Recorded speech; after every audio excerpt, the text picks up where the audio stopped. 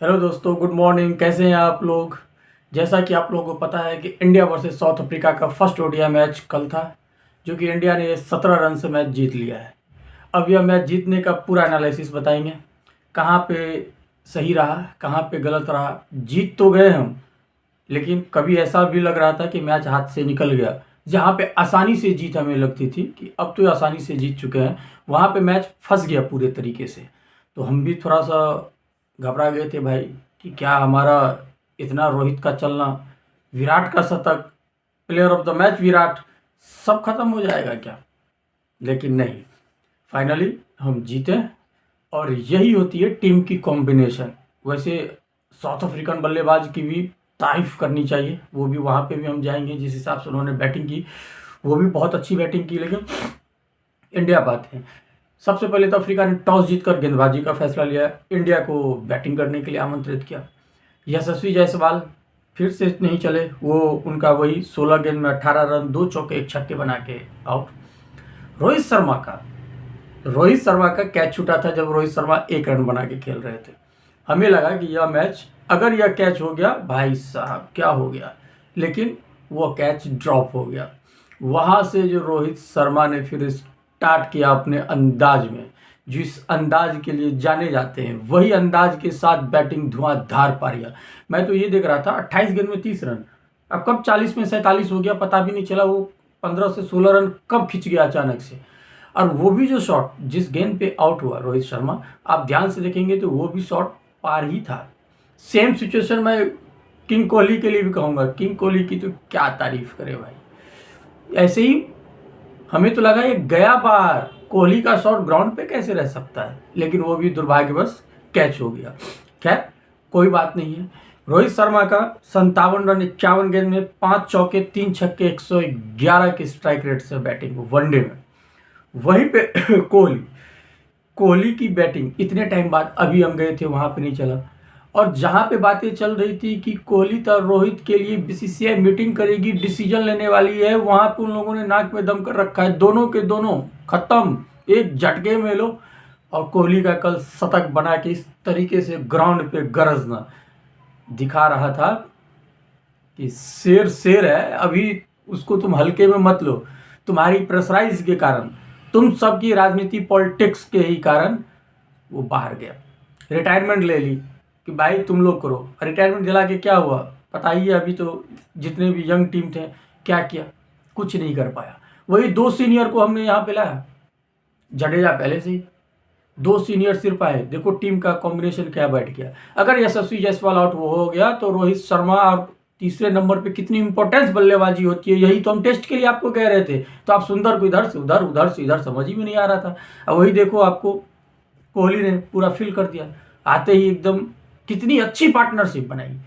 कोहली का कल 135 रन 120 गेंद में 11 चौका 7 छक्का 112 की स्ट्राइक रेट से एक ही ओवर में कहानी पलट दिया था उसने। 2 छक्के लगा के, चौके लगा के, उसका तो एक ही ओवर में पूरी की पूरी कहानी पलट दी थी।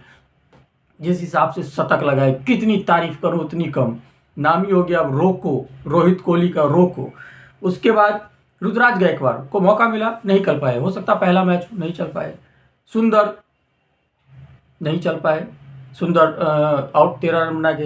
लेकिन केएल राहुल को स्टार्टिंग में लग रहा था कि स्लो खेल रहा है, जो कि हमें लग रहा था कि यार अब तो मारो, 40 प्लस हो चुका है ओवर, आपके पास इतनी बल्लेबाजी है, अब तो मारो। लेकिन जडेजा के आते ही गेम में बहुत ही कुछ बदल गया। जडेजा ने जितनी कम गेंद में T20 वाली पारियां खेली, उससे केएल राहुल का कहीं ना कहीं, वो कहते हैं ना कि एक मतलब सपोर्ट सिस्टम मिलना। अब वहाँ से केएल राहुल ने फिर मुड़ के नहीं देखा। फिर तो केएल राहुल ने अपना जलवा दिखाना स्टार्ट किया।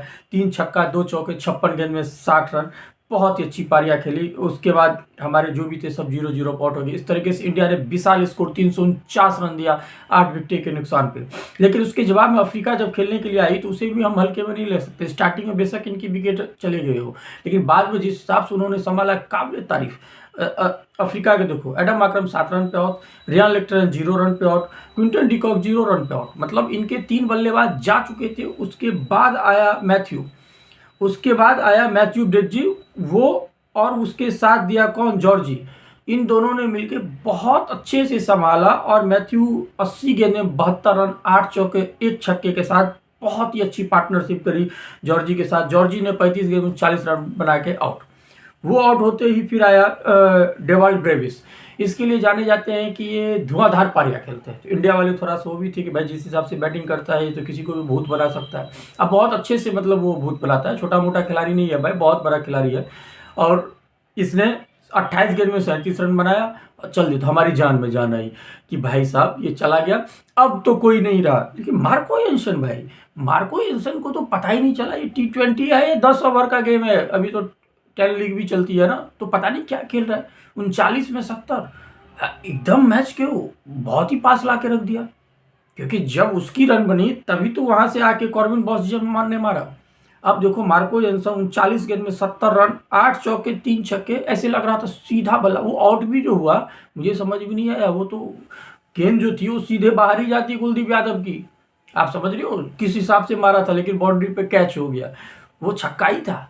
तो उसका आउट होना, फिर हम सोचे अब तो गया। लेकिन ये कॉर्बिन बॉस भाई साहब, इसने 51 गेंद में 67 रन बना करके इतनी क्लोज ला दी मैच, इतनी क्लोज ला दी कि बता नहीं सकते।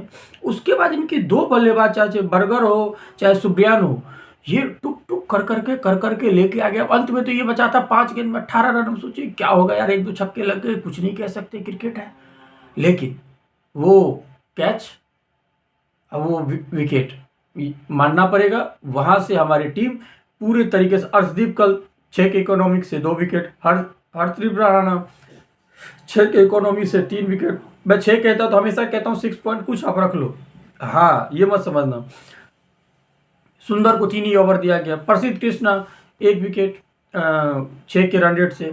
कुलदीप यादव 6 के रन रेट से 4 विकेट। जडेजा जी को कुछ नहीं मिला, वो 7 के रन रेट से गेंदबाजी कर रहे थे। तो इंडियन की कल गेंदबाजी हम अब हो सकता है बैटिंग पिच हो, बैटिंग पिच हो तभी तो 350 रन भी बना और इधर भी अच्छा खेल लिया हो। लेकिन कहीं ना कहीं यह मैच जो आसानी से हम कहते थे वो आसानी से नहीं रहा, एक क्रिकेट वाले एंजॉय देखे गया। लेकिन इससे ये तो पता चल गया कि आप साउथ अफ्रीका को ये नहीं कि आप 250 रन पे आप दे दो, इनको 300 प्लस ही देना पड़ेगा, तभी आप क्रिकेट में टिक सकते हो। इनके सामने स्पेशली ओडीआई में, टेस्ट तो हम देख ही चुके हैं तो बात ही नहीं करेंगे, T20 पे तो बाद में जाएगी जब सीरीज स्टार्ट होगी। अभी हम वनडे की बात कर रहे हैं जो हमने देख रखा है। तो इस हिसाब से ओवरऑल हमारे लिए बहुत अच्छा रहा। रोहित कोहली का चलना बहुत अच्छा रहा, जिससे कि आने वाले वर्ल्ड कप के लिए जो हमें तैयारी चल रही है, इससे तो ये फाइनल हो गया कि ये दोनों फुल फॉर्म में और वहाँ तक खेलेंगे। और बीसीसीआई का ये डिसीजन सही था। कल उनका 3-3 इन्होंने गेंदबाज लिया हुआ था, हरप्रीत राणा, अर्शदीप सिंह और प्रसिद्ध कृष्णा।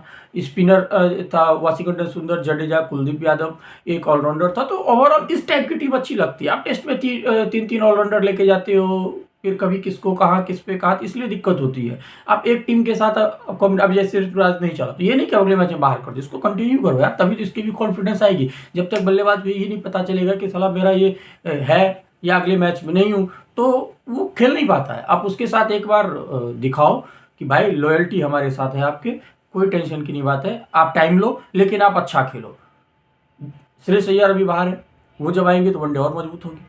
तो अभी कल का मैच बहुत ही रोमांचक, फाइनली हम 17 रन से जीत चुके हैं। फिर नेक्स्ट मैच जो भी होगी उसकी फिर हम एनालिसिस करेंगे, आप लोगों के सामने वीडियो लाएंगे। तब तक के लिए गुड बाय, थैंक यू, अपना ख्याल रखिए।